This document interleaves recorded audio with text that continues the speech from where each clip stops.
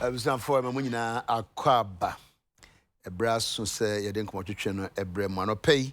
Ye nuan ma me be kan ye ho ye den komotwetwe ebre no. Interestingly, omo nyina no omo fi faako. Omo sane bepo no omo afro bepo. Honorable Dr. Henry Kwabena Kukufu. Oye bepo suni. Na Bernard eni MPC nso sa inform makwaba. You say, bro. Honorable from the ache. Nansani ni nyina na me onra. Busia penny akwate.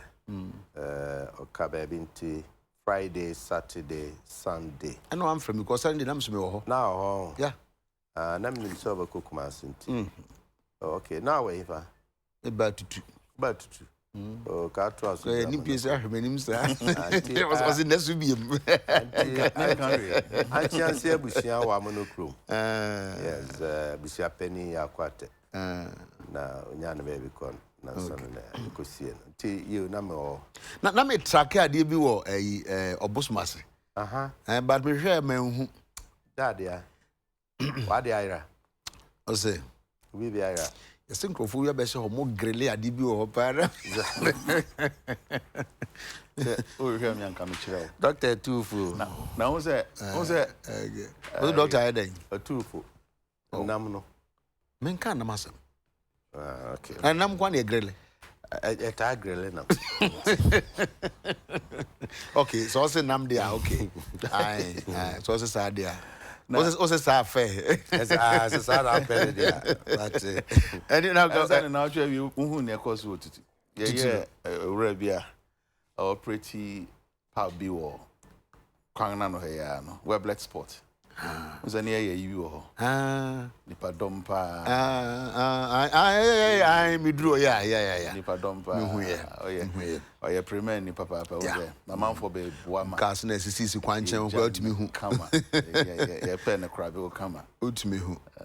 Ye be fa kwanye so ne ada. Abusua ne enamfo adofo a obejam ye. Me je di say ne a wo ye no saa na sese wo ye naning. When you feel cropon by the country to for home, when you think, just you come here, I say, almost Ghana, you know, by run off, no nickname, you Shabash. Original Shabash. Yeah. But for the answer, never we say no, so no. But the issue be, I always say that Mimi, sir, I'm not going to be because party chairman vote against MMDC's election if you love free SHS. Many so who's our story, yeah. Fifi Mensa. Now, American story say the Bantama constituency chairman of the NPP, Fifi Mensa, has urged Ghanaians to come out in their numbers during the December 7 referendum to vote massively against the election of the MMDCs. And according to him, this is to ensure that nobody sabotages the good policies and programs of the government. Daily graphic P17 ibi wo surada menka ya no ahwe. Okay. Abraham Lincoln Kutribi. Na Daily graphic 17 ankasa. Article bi ho Lydia Esa Mensa na Troy. Wa attribute to Dr. Mensa Bonsu Osu. O say yes vote in referendum will deepen democracy. Mamema tiefo ni ahwefo nyina chia no pay. Minua ne onsuso. Yeah, that's na yenkaso mampani guso a oye na adwuma se de sefata e ma onyina ache ne amampani fo minua no so wa santemem ne antema nyinara chiawo se de wa yedi kaka ne ne mabusua anchianse wa monokrom yeda adofo nyina ase so mbeboa ma yetimi sie busua pani na no memenda me besi form na nipa be nyina dodo na nyina si form na ya canvas for yes vote for referendum no na my read this story ni bi enye new patriotic party enye ye nyina so no of course obi betimi a on opinion or entitled to, but as a party any general secretary ni national chairman ni party mpenifu nyina ye foa president Kufuado ne aban anamuntu bia ontu so eti we are asking ye catch Ghana for nyina say who be here say 17 December ye call referendum na ye nkoto aba no yes bebrebe nipa dodo na ante jimedie na se papa ntima obisa me ma menka kakra bi ntentem aba na ye koto referendum no 17 December no ye nkoto say ye koto MMC DC so for so aba koche nye sa nete ne yete ne say constitution na ye wo no ye provisions ahodo bebre wo se nsakyraye esese bab mu ba bibia ye wo akwan ahodo mienu miensa a yetimede eye nsakyraye ne eye entrenched provisions no eno obi bia ni tumi eye Ghana fo no nyina electric ndodo na otumi se umba di atumi se ampa yesesa sa entrenched position na ba eye na se nye eno nti se atiefo be kai afrase ane yakoto another referendum aba yede etwa regions ahodo ni bika ho enti we no yakwa akoto aba no ewo entrenched provision a eye article 55 clause 3 of the constitution eno na se kire nyina ne se o se electoral system na koso wo district assembly ni municipal ni metropolitan assembly members yeto won so aba no untimi mfa amayokuo din amayokuo nsensode ni amayokuo anyina so emmo ho safohene mfa montoa miento so aba as assemblyman and assembly woman afi amayokuo bia ni ho a wo ho kwan se otimi di sika na akoso obi a ogina asene eno na mpani atenase adwen ho ahu se ye dada akra ye nyina nim from resantini ye to aba ma assembly mafo abehwe na MPP fo ye se candidate ni sumase party we osimi kan ye se candidate ni na chese ya ye ne saa na mpani atenase adwen ho se adenti na ye koso ye konkua na system dada ye na ye nyi saa mra no mfiri ho na ye makwan e ma amanfo nyina e wo party dinemu na party so anti political party so ntimi so wansene eno no Ghana for pe na wo so tumi nti yakoto 17th December na no 40% of registered vote total voter register turnout and say ye below 40% and say ye above 40% na 40% and above na be kwa akoto aba no so esemu 70% eto aba no ma yes ya chese samra no ye na no na ye ne say wia article 243 clause 1 eno no ehye omampani bia a ote adwamu kutupa mana hoden se ono na onyi mansini akrachefo a ebesisisi ana ne urabafo ebesisi ano na no ana no nso ye ne nsakiremu na no ne nsakiremu no ehia ma referendum ehia ma this legislative instrument parliament enti abana ye nhihia ye friend bill no in fact two bills ba ko say ye yes no tumu a bill no wo parliament ya eno no parliament be gina so e de asesa saa mra no say parties timi support utimi gina ana afa 2431 no e ho no de unya referendum bia parliament na nkasa ne afre lawyer for kan suo mutu parliament free ni pim ebe kase ana yasesa samra na bill no executive free president asoye e de akwa kuchira kuguto e say e call for 60 days incubation the we are ya gazette na chese parliament etimi aye hu dwuma nti nsusuye ne by 2019 na parliament passes our two bills ni miem na utimi gina 2021 go in utimi gina assemblyman ewo party A party A nso timbe so wasene afa bio mampani a ote adwamu no nyawo na abeyi DCs ne MCs ne bio na emom yebeto won so aba ewo the district no jurisdiction no senior yeto MPs so aba wo constituencies no nti sa na asechire nti obia gina ba bi ka se yenkoto no na sebe ya yen MCs yen tuo mu so aba enya no kre sa no yes a ye koto referendum ye ko kire se but so no position say no sebe ya yen start sa process no dia why explain the kama enyina no kra no sebe ya yen ko hompo no se Article 243 no. One no. And no we hear referendum. And no to me no parliament. It is way yes and no way. It does not affect that one. What you say? Enti se assuming po say ya two way no mpa. Na parliament kotena se na omo si o masesa article 243. Afi de yentu omo so aba ne ade a. That is it. Okay. Enti he got it all wrong. All right. Bia odwene say bia is wrong. And yeah, unu akitoya no afre na. Yeah, started here. Ma me sha sem from any place. Lawyer. Me do be she PDS as na we be kan bi. Me say Be renation. Enti yan sha sem to PDS. Now no ya sorry that sorry say na edu sabre ya obi anim wo hwa na obi asani bi abraw. Ko ba ye krata bia ye susu say na ye father say finance minister atro de akwa akoma MCC. E fa ban adwempo ne na hyede bi a waye say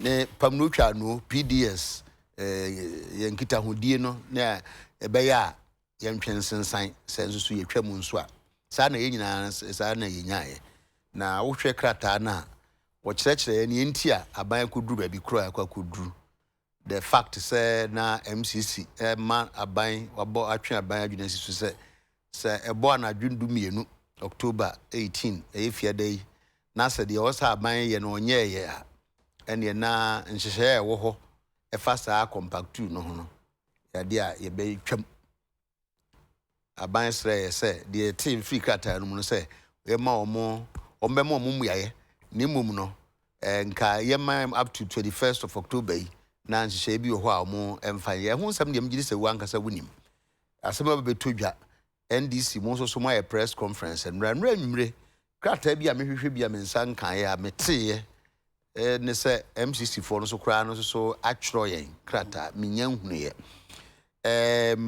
krata e twro ye na sese ya suspend PDS so suspend ye no ebi mo so asmo mo kan sɛ na say yentimi nchok ye chokata koma MCC for say suspend and say terminate PDS for contractor entimi amount to pay termination because under the contract no ya check kwan ya fa so a ye terminate any kwan ya fa so a 7 notice na to the extent say ye mfa bibia saa enkoma PDS for no de no saa saa contract no da so e wo ho mate say deputy minister energy enso so kra e kasa fa ho enra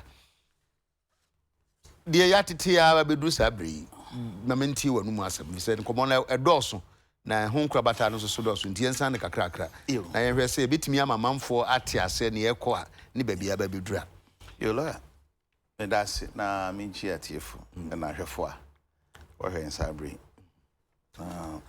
so dem dey kan no what to aba ma political party be before mo aban na I was ne preoccupation bibia na adwen wo so ne koda na ne koda adwen nyina ne se omanfo abrabo betu na ya de tutu ne ayet ho ne ya lawyer am say abasamubu aba ne ma bebre nsisi ye na ayampa PDS issue obehwa minority MPP for our parliament. Oh, sorry, NDC, our parliament, our former minority. And if you say raise issues are about PDS and the senior Niama Esikofa. Over here, teacher Pano or John Jinapo, former deputy minister of Power. And now Uti Nimosa Kitaudin in Comonum. Ni akoba obi anim de down ne say na ye wo compact 2 a eno no America bank person de bebo Ghana na mo kire say o de beko energy sector compact 2 nti eno sa na ase kire sen compact 2 na de mbabo amena ya educate public no nti de millennium challenge account America fuska bia wo twa to ho say third world countries no dodo a wo bon ho modern wo democracy mu what the bebo awon you dey can buy near President Gufo Abreso and your compact one and no the hair agri sector into bon say mu bi na what they call friend then pineapple plantation who adwuma wo yɛn fa say central region na adwen pon ne say as I say why your farm produce ni wi a etimi kodu baabi a wopɛ sɛ wɔde contempt na ehia sɛ yɛbɛyɛ kwan a link ebi a greater Accra ne central region nti ne benya N1 highway am saying obi anim President Gofo ko je buy but former President Atamels yanko fa ne crancy na ohwe executive project ni nyina owie no am say ni film no say o invite President Gofo ko bua no yes o ko je buy me so ma be ye nti no obi a 1-1 draw am say sa na nka mamu ntua so na konin second compact na be kan kai say eno nso ya de a na braso am say ko sign is agreement no na say sika no ho nkrata 2014 and former President John Dramani Mahama na nhihye ne say esese ye hwe say be o hawo kese o hwe yen energy sector na if yen kaniansem no ye if won a wo generate emphasis bi a say ye hwe de down na hydro side no won a generate VRA na gridco and so at transmitting na off taker no for off taker and distribution akoye ECG so ECG for na de be mama ye be we use you ajeje ho to na ya de a woton okotoka ne anefi bi a power producer no a obeton am omanfo nti wo hwe a yen kane ane to no ahyase nyina na ye free wo so wi anu nga bejeska kopem se fiansa prepaid abehiem nti na akoye ti se ne sika dodo na no akakem wontimen enye sika won akoton kane na ton no de bia na e de ohaoba afi won equipment a wode ye adwuma no ekoba se ho tochima ehia sika di nyina akoda aban so aban nya bi ma wo ya ohaw e de ohaoba enti ne tie atwa ne se America for MCC for no suggest say yen hwe say ye brema sika no ho ka dan no ne ade no yen fa man krankre no nkoye an krankre no agreement wo mu ne say it say owo the technical expertise it say onim sa adwuma no so sa adwuma na ne so ne say ye si ye no nimdie yen fa sa owo nimdie wo ho na fe osan so wo sika and say wo chemu be ye bia oha 60% ne be ye nimdie a owo wo adwuma ne ho and 40% be ye sika or the beboa because I was say afibia no what they be $100 million investment e be share ECG adwumayim in 5 years no nurse was spending about $500 million it is sabi enya say what the mo bia bi keke esa o consider sa na ma bi yi sika sama fam no and nimdie fam and no na in this address na 84 local partners and 24 local partners and 84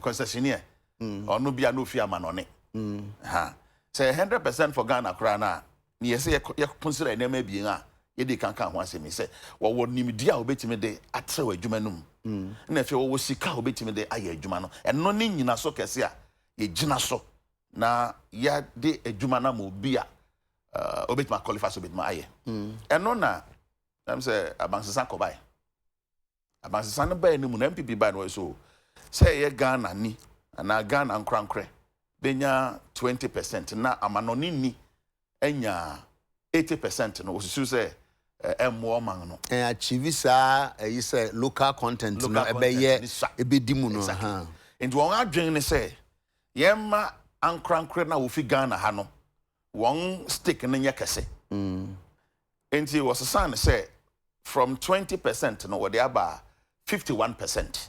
And this a uchemu dua. Na say Ghana ni and a Ghana for one ka ho abom no. Benya 51% based on one ho den ne one said obisi aye nafa. And a net to see being no e ama no nefo no so benya 49%. Fast forward. Abang this admit when will be a jetum so ye kama say be yi sa dia say ne hia ne say adwuma ne betima tumpon but ansa obey adwuma bi sa no ne hia say wo mo bi enya no ho dua broni ese say wo ye nhwehwem due diligence wo timi hwe say ampa asam no ka na ye no kware enti nia ebetimi amadwuma na di mu no nhye hye wo ho nhye hye bi ne se yemma ne fa bibi mesi ho me hu sa semese owo sika be sa sika yi a obe ne demand guarantee mebo sika se a se dachi bi se ohaw bi koba chimato bi koba wa adwuma no ho a yebetimi kra de nsa to so ana se yebetimi agina sa de no so ne na ka mana yeye eno so bebo am ye hu se ampani ampa so owo sa hoden ko na o kire so wo na na. Okay, now I mean you say esan say ni man bi wo ho a ya discuss that what build into the person yeah obey no point na ya ba be do baby kura ya ba be do say no eyi na ne esesa nka ban yi eye sampani ampa won a wo ba no obetimi anya bank guarantee eno be magana fu nyina hu so wampa wo the financial muscle obit my eduma na my abani they say vice president Dr. Baumia and Owura Kenofurata and Mida boss HCI as bank guarantee won adwen say e be ding say sa partners and na consortium na won aba be di adwuma no obetimi ayenti bokoya ni insurance guarantee was sign no let's insurance guarantee so won ani mu no kire so eno so eye e betimi aboa na no na yanko down sorry a e be da egua say sa insurance guarantee person who say a PDS no na request me da so yem very bank guarantee no insurance guarantee and answer a buy san komodi no emu na ho ma yen because me free letter no more say now conditions President 24 and 31 required PDS to furnish to ECG payment securities in the form of either a demand guarantee or a letter of credit issued by a qualified bank. Now, owing to difficulties experienced with raising a bank guarantee, PDS formally requested MIDA to accept a demand guarantee issued by an A-rated insurance company. Upon the advice of IFC and Hatton and Williams, we are advisors. Yes. The MIDA board accepted the request of PDS. Exactly. Enti so clear question no. Okay. Say, what your request say you na ding my yenya enti mungo mu mayen. We go mu no okoye an insurance guarantee. Insurance guarantee no koye esotua I think 12.2 million dollars. Eno na be ye sika obedi kan atu ansa. Na sa insurance ko na wakakofa ba ebe ma ye hu say from bank guarantee no say won go ma ba insurance guarantee. Penny awo kan yin say no osusu say no ye mre o ma won kakra. Eno no won kofa mra no ene ho wontwi abede de say won anya mfa ma. Kwan a wo fa so etua sika no na enya de a etene. Nti abangi ba be ka kire so penny a won akọ hunti ene senia won atimi anya amane bo won atene say sa insurance guarantee no ho nsem no enya de ana ne kwantene. Wo you sue wet fraud. We minister of energy ne deputy enso can be say fraud them say be kan hwe be mo na mo ye say wa mfa kwan a etene so na say dream sa ne ye bisa say aban watimi atena se wanye due diligence watena se wakogo ade a esesenka wode ba ne ye hu say ampani ampa won atimi de sa ade abade a na se wo ahoden a obetimi adi dwuma na ye pese ye no won di no wona wakogo omuma no ugo omuma no so a wankwa nkɔhwɛ sɛ ampani pa na ode ba no ne ne a ɔyɛ no ɛho da hɔ ana because wona ɔyɛ gatekeeper ya to abama wo ya ban enti adan na wo die wo sa hɔ no. And just said, and some about who are bound to play victim. So we'll be now for quite a it can never be the responsibility of a be opposition party says one like I want because what you say at least one hour share home. And then I'm saying you have to say about the bank who IFT who buy according to or kind of rata letter by IFT one who be someone of my advices. Ena mo yes ade na hutwa nti won antimi anka poten say ade na de eyamfom so na mum aban hwehwem a wokoye no de pe oro kan of rata no ejina so aka say na wo pese wotua na mongni wonga abrogate wonga twa sa concession agreement in him. As also raising some baby review. And this press conference, yen na so, yenema hro ebiesa. A yesusu say abangi ana muntu eka ho na yede or how ya brain. Ye di kan ye say, wo sa demand guarantee no. And mpo no wo hwe nti say na e kodu baby na ka say eye condition precedent. Niema ye hwehwe ni nyina fato ho ansa na wa hye dwumadi na say. Eno no ekodan koye say oh wo de ye wa adwuma no yakwa anim no ne abenya bia no na wo de abeka ho.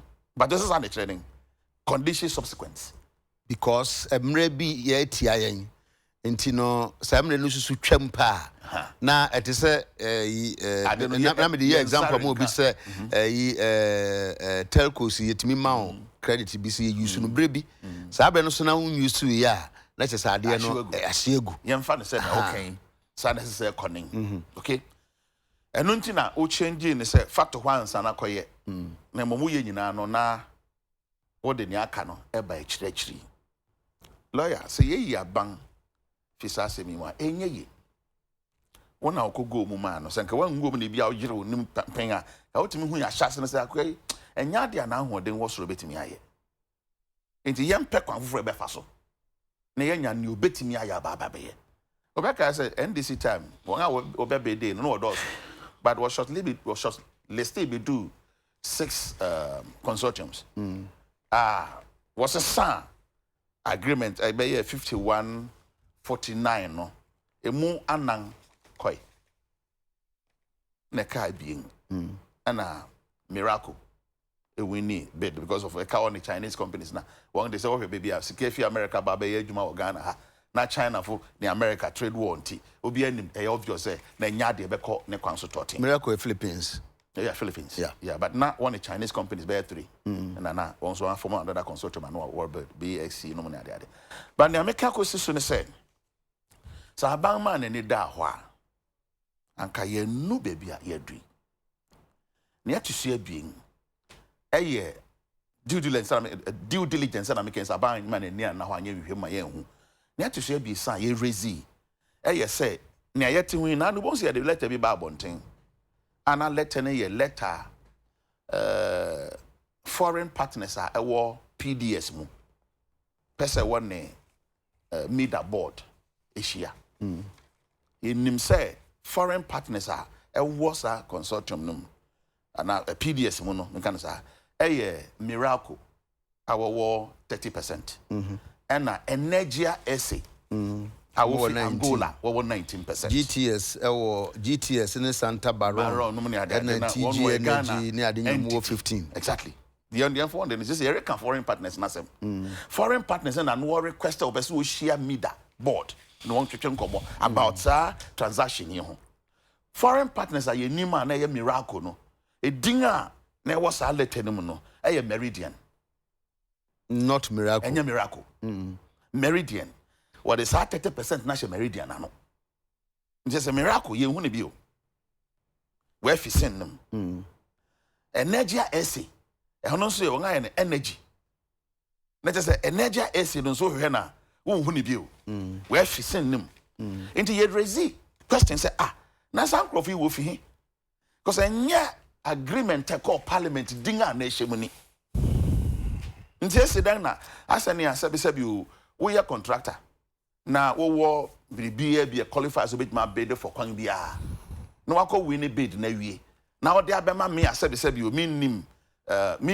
subcontract to a contractor senka ono ko tender nka bia nka win me mo be bopo e wo ha sei na wonu abamu ansa because senko mo ai bidi anu nti enti ni aya kan se emu sade aye katakata so mamu aso ye bi sa ban ho asem se na yin wo fi he chiri no go fa grant bi buy so one apart from parliament no one subcommittee bi ko share wo ba bi na wo ko kanchira won say won aye won form SPV no na dade lawyer asem na nyina SPV ni a special purpose vehicle as a company bi at said ba be di dwuma bi emre bi a ehia no anim no ya interrogate ko achiri ko hu say sa Meridian no wo form in 2018 ya Why you here for na da no wo fi he we incorporating wo Hong Kong. Okay. Nti ma man wi en Paul bon say nia ya beda de nyina kire say aban ye ntu anamon a emu da ho. Eno ye ba kono no. Ba kono no. Nia twehye de eyi san ba be hye ne ye kan no mu kena say kwan aban fa so de e form yes taking over agreement no. Aban fa no kwaredi amem. No kwaredi ni say ye be hu say actually let it be a finance minister chirokoma local partners no.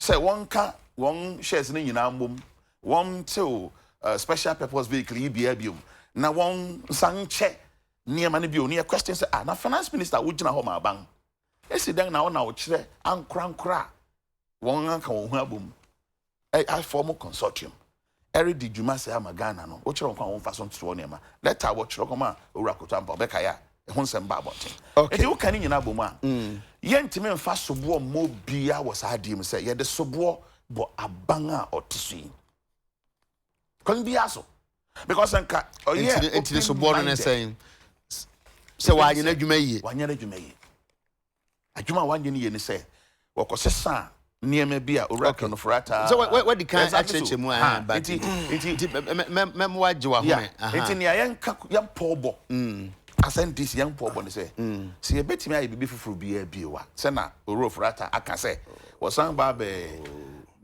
bie no my restrictive tender no mo position say no no mu entimi now because the adwuma mo bi na e went man ye osan kwa mu na we bio ye beba ha beba kire no so all right okay honorable Gufu yeah but cancer be this year be can interchange no oh when you buy ndi we say interchange no de bia hwe say na esi ho anu nti ewi ase oya mayoku na oti akire opposition na opa aban mu aba na osi kuntumpo ne na da na de beye wadwuma you end up baby a won adu and this for the by my press conference about 3 or 4 and radio so ma kama Ghana fo nyina ate se adwuma ne ye president Akufo-Addo ne na busua ne namfo no adwuma and on the person of Ghana Japade. Now you are shifting the goalpost gradually. I feel the restrictive tendering I feel the money mani akogina.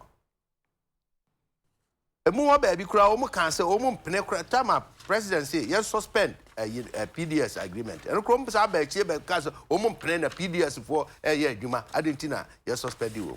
Okay. May have press conference and so bad. So what's happening? They heard this if one say under President Akufo-Addo can you so electricity you distribute to the cost with jinaso. How one say just say Ghana for a who tom a electricity demand. That's say Sabrabi HM Kiatu Hay can the program a to generator can no we see in Aka do her. Last I'm no bad and I'm new any we see. Kadede generator and then any use your money and I use a name free. Some woman at the Abbott room there, Omati and Yaira. Abayana, now ye Juma war, Bantama High Street. Now you doom can near doom, no so doom, son and the driest base in Siani and I say, ye, man, no copage, Rebusia. Organize, no. Papa now well the car. Kumasi magazine. Amania ya come hospital nipa wu because of Kania Doomso. Under President Akufo-Addo. 3 years straight, almost, and yakui. O me Kania 7 at the age. Kofar by any day. What can ye? Moi namu kofa by. Yeah, that compared to one. America form fa Jumedie Michelle Con, Yasisi Cassie the Daho. A dear now pesi a dear man, and the Akufo, His Excellency. Or say me my Ghana. Mubad my sikana, queer your near dear in Yamayan. A nunti, a fair, a quine, any idea to set the okay in Central Region, a bay, and to Ochisu, and 1 year ye can't was him. New overhead, young find your quine, and quine could drew her, now your febinia queer, your first can be young febinia. Ah, Makwa. Ya mamu papa nhyehyɛ President Akufo-Addo to ho ana yeso mu a America for be so yasne ampani ampa ye de adwuma efiri aban mu ana NDC bai ombeto aso ye koye nim na omu say ma ye bi pen ayefe nti se ye besa ma mu bio compact 2 that's that time now we say compact na ne de ti omu ya ye hihye ma compact baako compact 2 ne de ana NDC mu wa ba mu na mo kire se energy sector ana hawo nti so mu mo bi omu fa meboa mo ne ba mo tena ho since 2014 kusiri yankomra finally mo ye ni se Ghana for ebenya mu 20% amanone for 80% umefa nko enti electricity ukaya ECG for ni ade omu ye demonstration ahodo workers if say na hihia amokoye ne kane no mu no na esi lay workers off afa apart from 20% 80% was it not just say concessionaire no ebe mu no enkwanti na mo ye dede no no under NDC arrangement concessionaire agreement no me now there will be a layoff of electricity ECG workers 20% ba Ghana ho 80% kwa manone afa na ye 25 years concession about 2017 na president Akufo-Addo trans ya no so de dikai ehu behia adwuma ni mu no Ghana ehu aye dene aye pa adwuma ayo ama ye mofrɛ ne mmema nti se nipa wol ECG no mbe ya adwuma na concession ni ade nti ye se yi wan ade a eno de emma so nti oye renegotiation say whoever takes the concession untimi nsake one single worker major achievement afa bio I say Ghana for wa ahoden ne pepa ye ma won kwan no untimi mra ni mu na 51% de o Ghana for ho a na 49 be kwa akodi baabi a then ne hu say at least Ghana for ne ye control ye ne ye japade a major stride afa bio 25 years so say do so dodo mommy ante so ne famra 20 years and ye hye sa ade nyina and it was a major improvement over NDC mo nyama mo hye mo si aferi they say na busuafo ana odi ade meanwhile na mo so aka be na nsape amomafura bem na mo the whole nyina bauxite deposit na president dia mo nua president Mahama dia mo nua Ibrahim Mahama complete achinye bia ni ho enkodi ono nko aho now ya prayer baby president Mahama na the man onua ni nua sana fine bench akwa Supreme Court ya kan sana ai say Supreme Court say president Mahama the man ni nua na say now ya ka bebrebe wonte san ko parliament ni nyina so ni say yi no nti ka o de man kwa nti ya some question maybe say question say president Mahama the man ni nua sana court no kan now court say e kwan a fa so e be di ne ho no amfa kwan paso enu nti ye twam a ye twam nti ye twam nti the court na anka say president Mahama the man ni nua na da de kodi no na wo de menye ye me de man na enye ye so adentina yen kan say aban wo ho e de ma owura bi e fe no so en so oh ne kan because it's a certain effect bi na person ya kan say ye ya kan say no say na me bisa sa kwasam no na ne wo wa musa wo mu ya kan say na wo nyan disi for do man no say president Akufo-Addo na busuafo about you see man fast asem na man because throughout nim PSC kasa wanka enua ho asem bia no no mo de ate wo na wakwa fa free abontin dia ba bewura nkomo emu wontie wo mu sia no bia no magya no ho okay yo wo mu duru ba bia no mo ka but na wakwa fa dia ba ship enti so mu na ya de busa no so mo nkan ya ani mo nkan Mon can say your friends and family property. A friend now make up so a friend in Ghana. Okay. When I catch the Ghana say. My press conference I'm exposing mo contempo ni nada mo pese mo to Ghana for. The PDS no. Yes, enti no president say ya suspend. Enti ono a ade ne yo ne na busuafo de no asan abase ma suspend. Can you imagine what kind of logic is that? Honorable Kufuor, at this point, let me ask a question. Koso. You suspend this arrangement ampa. The question. Why not? No, the entire BBC only say. Some of say, sa arrangement, sa contract, sa agreement. Yeah, ensure that nkomo obi otibe bi na kire say ya suspend. Nemum eye dipa mienu na enter into. Na me bisa say yemfa ne say sa krata na kwa abonten no atwa sa contract no mu unti the process leading to contract abrogation. So we say a process, any event. And the government I indicate say uchem, the idea uchem. And to PDS. Oh, sir, the consortium, my friend said, one, as she said, near man near dinner. Me come to boy, me build the about. Me build the about. PSA cannot see a buying impossible my buying, and then I know a buying could vary terms, you know. Condition precedent, no condition subsequent, whatever. And I buy cotton or vary terms. A bank guarantee, na buy go mukoye no insurance. But you read something. I didn't read it. Be a PSC and TNE. So can I repeat here? One request is say omunya bank guarantee no. A bit me any insurance a yamao. One request if you request no me him for. I'm the comida. Mida. And a mida ne IFC. Hatton and Williams. All you're here for. America for the DC Caneban. Our financial advisors. And you won't. So I honor where does Aban come in? Where does Aban come in? And she said, one I do on Sikani Adieba.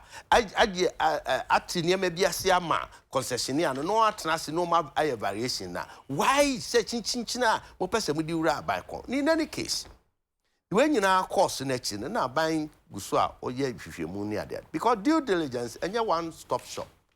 Obet me a due diligence in there or pass me, all right. The Bekoya in bed 2-3 Ubesa coffee actually be not a beer be a cossessa. I buy a connechi aqua coffee who said there be from so being big way near the womb and unti a jobre.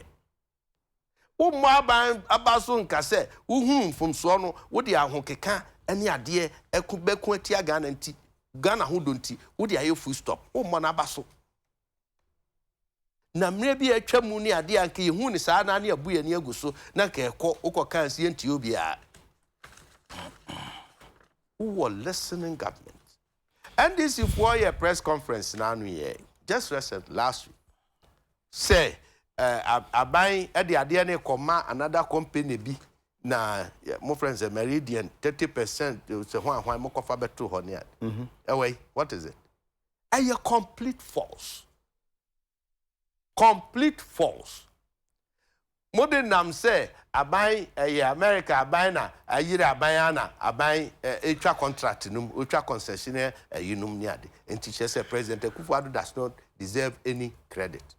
Now Oma safety post na Baby Group point to say I've sent Yasia Basse and from so by Abaya you bold, President I bold, and until you see and stop the whole thing. You stop we are and see you move forward near Quayanim. As I say, Timmy we are the no and sana 2019 do. And until no 2019 December. And you know the process now, yeah, they be yeah, I didn't procurement in this animal. You were 3 different restrictive tendering, and then normal tendering, and back on so to say, so sourcing. At the moment, circumstances here, you woman, you bet me a bois, a be me a bitty deadline. You say, you know, Yanti, I say, you try the enemy we are. As I say, you sign ya a you for fro. Now, umbesuji medianum. Inti so 3 a year. Restrictive tendering. I done temo.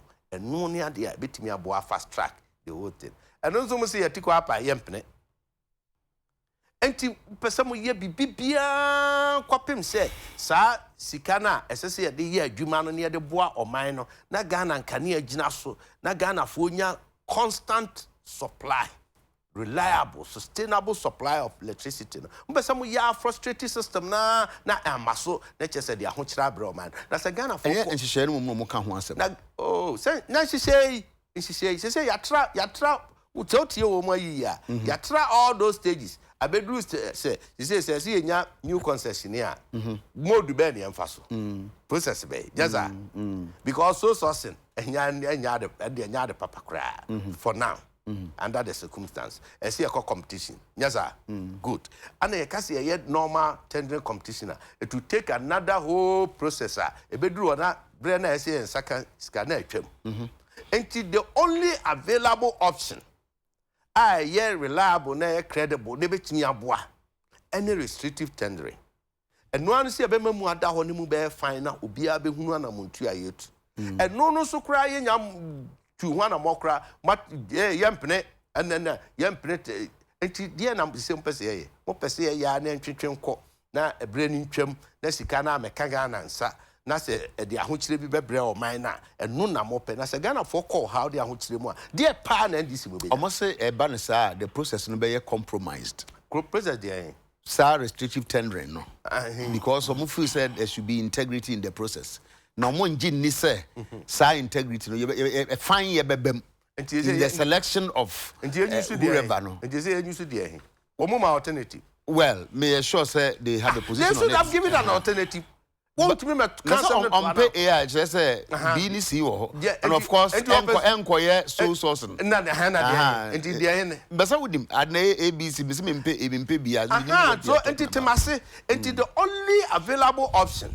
Eye dia ye betwe na se akwa beduru sabre no na sika no time na dia hye na atwam. Na je sika na amba. Is that the reality? Na say you be mu a time no be na process how be go through and na yes company be kura kotoka any adiaba sa competitive bidding ayi and nko akura timi di be 6 months process be go through e be ko ha abaha akwa timi di be 6 months and you would say restrictive tendering and you betimi aye within time because integrity chrono mo kano omo form suggestion no ye ni circumstances are restrictive tendering e be wi no na de so restrict the pana yi wo mo no e mu bia ni ho a o se no fata e bi see that under procurement what's am akwan bi so enye ade a ye betimi aka say ye rely on it so much say once it is restrictive then ye benya na ye pe under the circumstances that is the best option. Okay, the train na wo mo no so sourcing out competitive bidding will be an himself to drag type restrictive bidding here you can want me and no and tendering and only the only hybrid between the competitive building itself and its source in itself and ya hybridizing and ya such them and I could and a dantemu and that's the option available. It is almost suggestion be as to ensure integrity and transparency. They are welcome. No man muni nyinara civil society obi a emfana adwemra na yem perfect whatever restrictive tendering process you go through but you don't sit on the window and then mama me say we say so it appears to say how does say ye ko restrictive tendering mama kan we say na de obeso wo kan say while recognizing we letter na hoso asma na make while recognizing the prerogative of the MCC in the determination of a particular procurement method in the selection of a PSP, in view of the limited time, approximately 2 years, until the expiration of the Compact 2 program, Ghana hereby recommends the adoption by the MCC/MIDA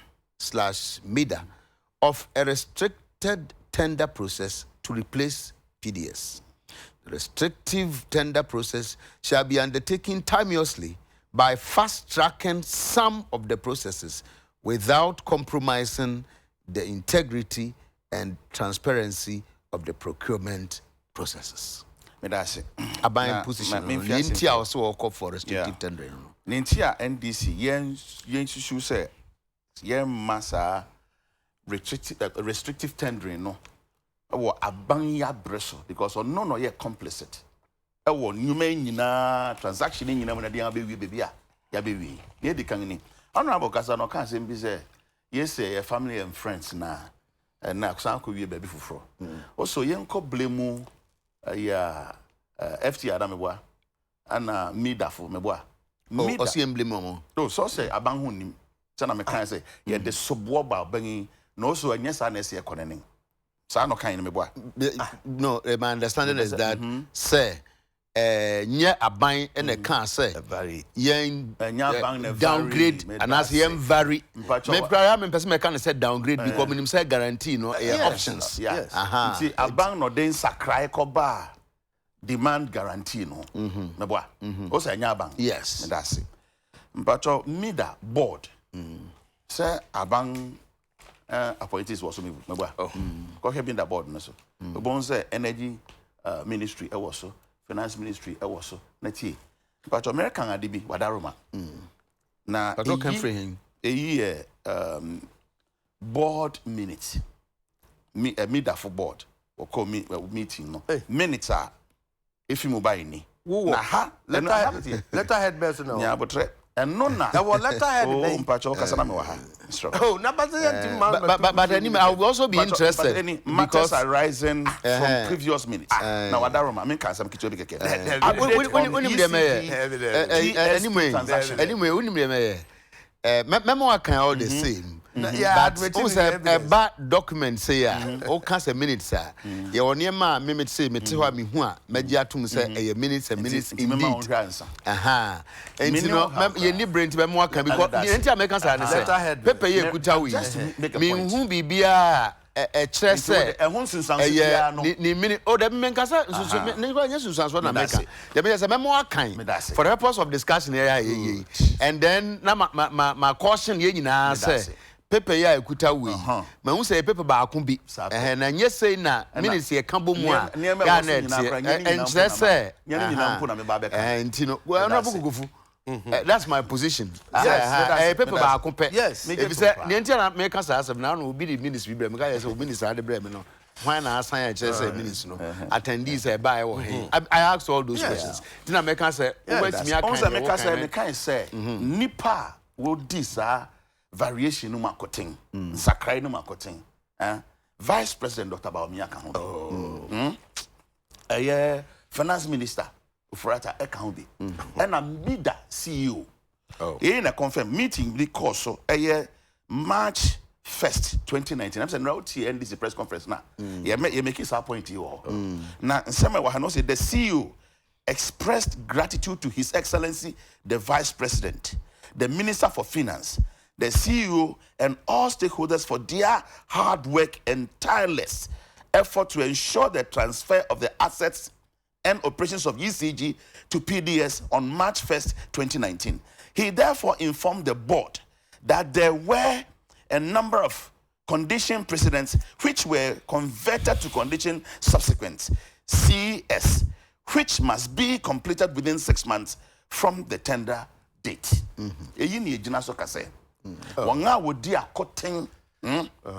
According to Sasa Mamika, Pepe I will refer to you. Hina me Dr. Baumia Mensan can be. Oh, see, the CEO expressed gratitude. CEO of MIDA expressed gratitude to His Excellency the Vice President. Say Dr. Baumia. The Minister for Finance. Say you rule for us.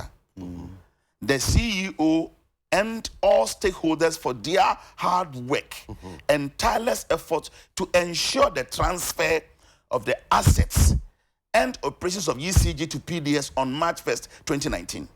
He therefore informed the board that there were number of condition precedents which were converted to condition subsequent. All right? Okay. CS into brackets, which must be completed within 6 months from the tender, transfer date. Into no near.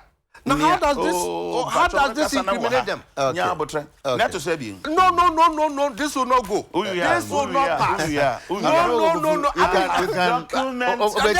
You read this. How does that incriminate Vice President? For purposes of disputed. Please, Nadia will read it. How does it incriminate President? No, Minister of Finance. How does this incriminate the Vice President and the Minister of Finance? Please, PSA, let's be serious a little bit. Okay. We cannot. And this is English. Oh, who document be? As to say free here and free in there, I cannot vouch. Minister of Finance. And I was remember. The original copy. Photocopy be. Now you am saying one. But you can't come and lie. Point. I'm here substance. Now when did you deal with it? Don't you want to deal with it? Oh, it's my account. It is absolutely out of place. please. One can ha say yentimi mfa aban ho asem mem. Na shas ye can say family See we now let us finish with this. Let us interrogate what you read. A letter owura kanoforata and a tro koma owura kotampa. Okay. Etifian Seminini, Lawyer Kotampa, chairman of the negotiation committee, ECG, PDS, whatever. Dating here 27 March 2019.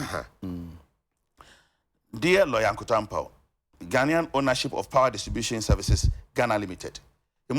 I refer to the recent transaction pursuant to which Power Distribution Services Ghana Limited, PDS, took over the operations and management of the electricity distribution business of the Electricity Company of Ghana Limited. Currently, up to him because maybe you have a more bonnet pot, so the baby business time.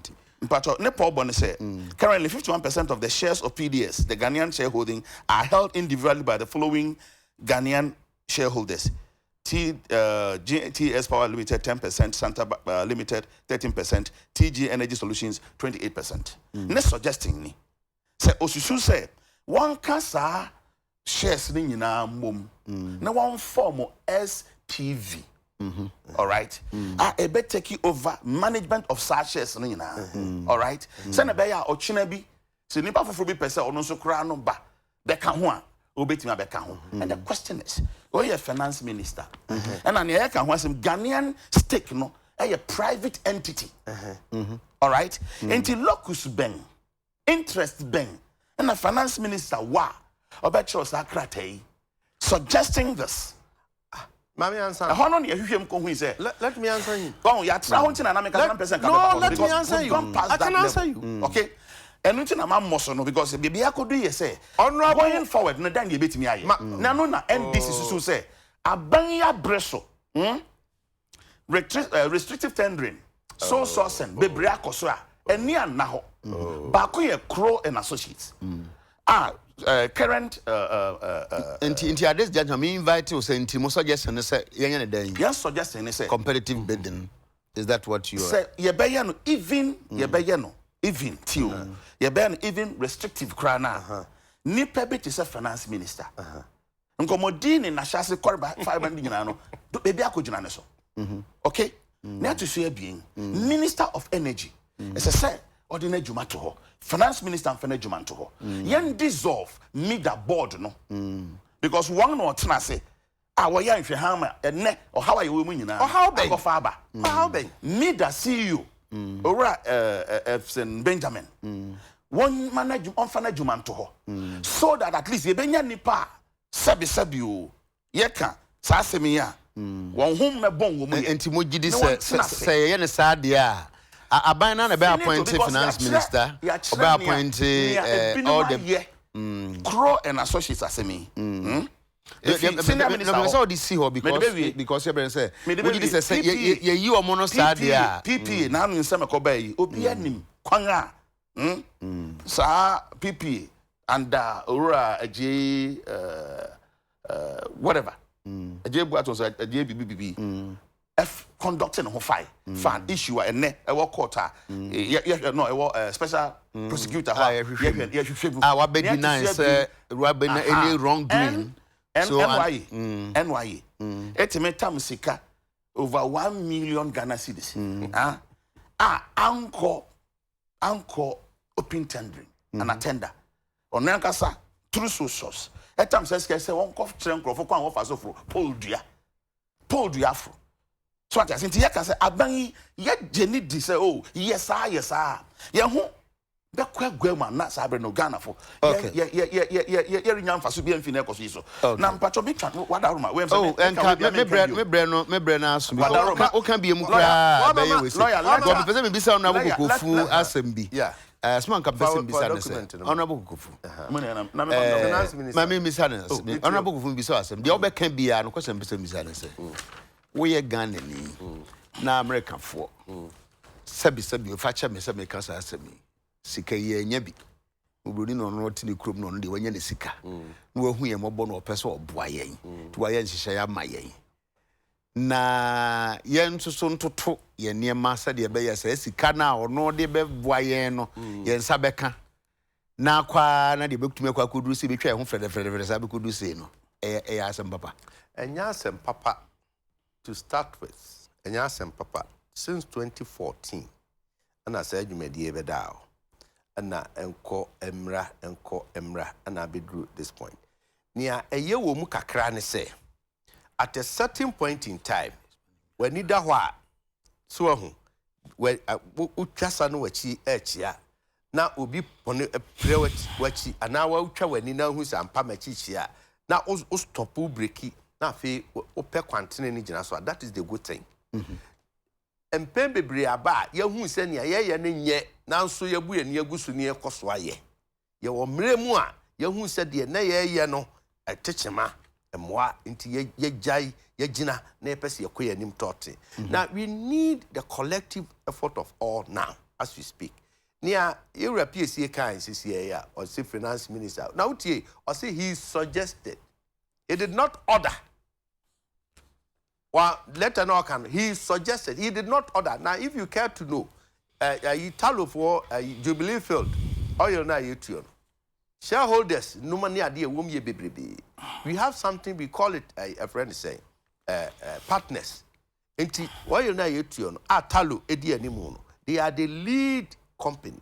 The lead operators. Enti omu from contractors sort of. A SPV, special purpose vehicle. Now say finance minister. Simple the woken says Anatina a yankete no say mon quality and now mon come home mon consolidate now movie in an SPV ubi any shareholding a woman and the idea who see dealing with entity we now all pretty on your behalf a beboa and what is so much so wrong with it? Suggestion. Now could we have done better? Of course, we could have. We could have. As a nation, we have. I think we have the capacity. We could have done better. Right from. But nation is manned by government. So, yes. Okay. Yes. Right from 2014 up to this point. Okay. Honorable, what would we have 50 mensa? Yes. Mr. Story na me kind no. No so person your reaction be. Fifi go ahumana so na timenka. Good morning. Good morning, already. To say I don't know you boko Fifi ma kind story be every Ghana web. Now I see vote against MMDC election if you love free SHS. And or they Mfonibia to her or say MPP chairman. Pacho, why we say story na ya Mfonia? What kind story no? Makan. Wuna o kan sa asem no. Mekan asem bisa. Okay. Enti pato reaction be na peso ye. You really can that mecha esi funi na. Mecha na ko ko. I will listen to you my dia o ye kwa. Abai no ne fighting. You get the only thing. Na say to find that. Na me de three no. Minya konya ne radio station go to na come Fifi, o ma kan sa asem ni nyina nti me pese nka wasem no poten na o kan. Why? Mr. Wa. Yo, I don't make an idea. A person has that story in the bag, you know. May not remove it, may not give it a fact. I can't advocate for him. And see, some know that they did the Dia Mensano, the campaign, that you know. Yeah, forget. That what is to say, a person. And you know, unfortunately, stories, and I'm saying. Men na proud ya kwanye new story that to my news say vote against president. It's threat can say asema the kind in chimwa nya you know. Ama position the fear na say year. Okay, so Fifi, my memoir hanti dia wo kan say dia na wonim ne dia na wadwen ya na wo kan ye. Upon further learning no what's the sound position was that matter no yes na person kire. Position the fear na say yes pa. And they say we no nya wo current position no. Exactly. All right. Exactly. Okay. Fifi me that say. Okay. All right. Okay. That's okay. But for say ya bre no aso we are ba president Akufo-Addo nra. Wa bie obeche bi interchange wa kate sort. Okay. Na FAE nra na mo. Yeah. Na me offer road minister. Ozo chia. Because no pay me ba no say. Ono abo amakwata. Medine so. Na ablekumafoɔ mo yɛ demonstration bi nra na nya agro ɛyɛ kwan ho a na enti 135 million ana be cost 135 million dollars enti na no na me ye nhwehwemu kakra mahunu kina me de be send o ayi circle interchange cost 270 million enti half ana president Akufo-Addo de ye a friend say obeche bi lamte enti nia ye de circle 70 million no e mu fa 135 million. I didn't know some kind of say. I didn't know mu say ye interchange. Ho kanie. Sa comparison ni I don't know. E bobe mu amakwan na ntemu ana say value for money. Ehia pa now small kwala mienu so mu kodwem koto tomato mro. Na ba akode tomato sididu. Na ba akode tomato ho peche o de abre o sididu. Na enkwada pe aduane ade afi na be chechire mu say na no de na akofa ba na ye na to ochina ye po bia soma na ye po bia soma na na woni what can road asem 2.2 billion cedis abaya release are contracted so almost about 82% ayi guso ye tua wonka Fidelity Bank no me ade ade a ho akohia pa 2013 2014 2015 2016 2017 a car aban or mine de contractor for ama contractor for akwa hunhiem abre aban nyame ada Roma ni nyina mu bi oye nyina achi no wa hwe sika odi tua wonka nti akoye nim no abre kuma for kwa monye ntemaye monye de aka nyina ntemaye na wakofa sa asemu abai anim ye pon ano no nim se bi person kan bi na Sembisa bi san wo hobi mfa PDS o ba de be actually ko because deputy minister say wo nya ntwa mu me bi sa question finance minister say me chirawa command yeah so I have been asking those questions ntie be ye guso aye di nkomo no ye ko but honorable confused and me mo abanga so so ori ye interchange eye ebe man kran ayefe ebe ma traffic etimia flow na mum ni ayekani sa $270 million honorable Kukufutu me pese meka se we twatra no oh the cancer oh cancer so ya man no credit emra ye na man all right lawyer say we have so baby skyscrapers wo yeah ni ma say no be this anko mo si den skyscrapers enye 270 million oh ha no meka ten so ba be ye friend then Skytrain oh that too na sa Skytrain no kra de tio there be Professor Mills pencil the early days of Professor Mills. You pictures of Africa. And